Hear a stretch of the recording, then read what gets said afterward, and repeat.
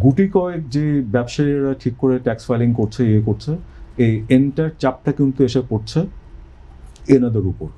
And এখানে আমাদের আরেকটা যেটা আছে যে আমাদের যেহেতু ট্যাক্স বেস, আমাদের ফান্ডামেন্টাল যে জিনিসটা হলো ট্যাক্স বেস ইজ স্মল। হ্যাঁ, ট্যাক্স বেসকে আমরা সবসময় বলে আসছি যে বড় করতে লাগবে, কিন্তু এটা কোনো উদ্যোগ এখনও কিন্তু লক্ষ্য করছি না আমরা।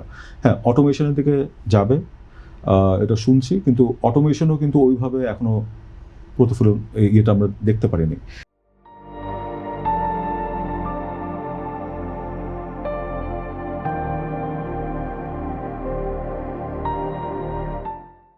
অ্যান্ড একই সাথে আমরা যখনই কথা বলি আমরা লার্জ ইন্ডাস্ট্রি নিয়ে কথা বলি। এনবিআর অটোমেশন নিয়ে বলছিলাম, আমার মনে হয় যে মামুন স্যার ভালো বলবেন যে 90 দশকের থেকেই আর কি এনবিআর এর অটোমেশন নিয়ে শোনা হচ্ছে, এবং আমার সাংবাদিকতা জীবনের ডেওয়ান থেকে এনবিআর এর কথা শুনছি। আজকে 25-30 বছর বা 35 বছর এনবিআর এর অটোমেশন হয় না।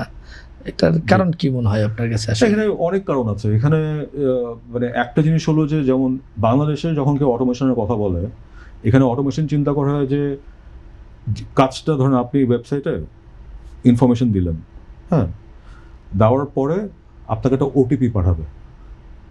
হ্যাঁ, ওটিপিটা ইউজুয়ালি যেটা দেখা যায় যে কোনো একটা মানুষের কাছে গিয়ে আমার দিতে লাগে, দিলে তখন ওই সার্ভিসটা সেবাটা পাবো। এই জিনিসটা আমাদের বন্ধ করতে লাগবে। অ্যান্ড যখন আপনি মানে এখানে যখন অটোমেশন করবেন, যে ইনফরমেশনগুলো আমার কোম্পানির যে সেন্সিটিভ ইনফরমেশন, ওটা কিন্তু সুরক্ষা করাও কিন্তু একটা বড় একটা জিনিস। ওটা যদি সুরক্ষা থাকে, ওই ইনফরমেশনগুলো, সেন্সিটিভ যে ইনফরমেশনগুলো আছে, আমরা যখন অটোমেশনের কথা বলি তখন কিন্তু আমরা খালি প্রসেসটা কীভাবে অটোমেশন করবো ওটা নিয়ে কথা বলছি। হ্যাঁ, আর ডিজিটাইজেশনের কথা আসছে, যখন পুরো দুনিয়া এআইতে চলে গেছে, আমরা কিন্তু এখন ডিজিটাইজেশন নিয়ে কথা বলছি। সো আমরা কিন্তু অনেক পিছিয়ে আছি। এই জিনিসটা কিন্তু আমাদের উপলব্ধি করতে লাগবে। কিন্তু এইটা করার জন্যে যে জনবল আছে, বাংলাদেশেও কিন্তু মানে ধরেন অনেক ভালো ভালো কোম্পানি আছে যারা এগুলো নিয়ে কাজ করে থাকে। কিন্তু যখনই এটা হয় তখন যেটা হয় যে বাইরের কোম্পানি, যেমন ফর এক্সাম্পল এনবিআর অটোমেশনের দিকে 18-র পরে একটা উদ্যোগ নেওয়া হয়েছিল, তখন একটা কোম্পানিকে দেওয়া হয়েছিল কাজটা। কাকে দিল? ওনারা খুঁজে যাচাই বাছাই করে ভিয়েতনামের একটা কোম্পানিকে সিলেক্ট করলো। এখন ভিয়েতনাম কিন্তু বাংলাদেশের বড় একটা কম্পিটিশন আরএমজি সেক্টরে।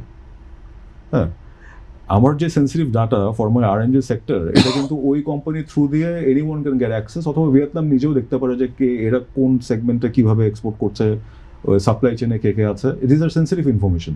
তো এই মানে তো যখন ক্রাইটেরিয়াগুলো সেট করা হয়, কি ক্রাইটেরিয়া সেট করা হয়েছে, এটা কিন্তু মানে আমরা কোনো এক্সপ্লেনেশন কখনো পাই না।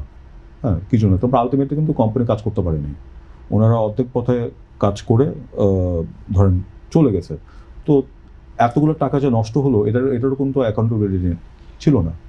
তো সমস্যা এইখানেই যে আমাদের যখনই আমরা কাজ করি মানে ফুল একটা প্ল্যান নিয়ে কাজ করি না।